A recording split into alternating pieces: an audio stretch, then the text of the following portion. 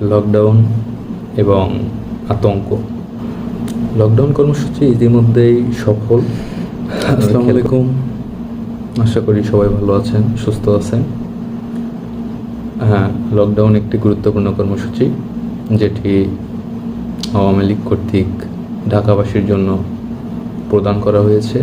এই লকডাউনে করণীয় হচ্ছে শিক্ষা প্রতিষ্ঠান বন্ধ থাকবে, যান চলাচল বন্ধ থাকবে, দোকানপাট বন্ধ থাকবে, আদালত বন্ধ থাকবে।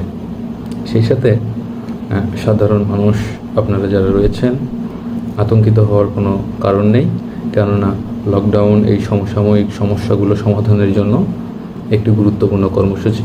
এই কর্মসূচি বাস্তবায়নের জন্য আপনারা সহযোগিতা করুন এবং এই কর্মসূচি সফল করুন।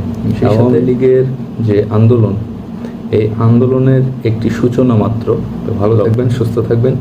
আসসালামু আলাইকুম।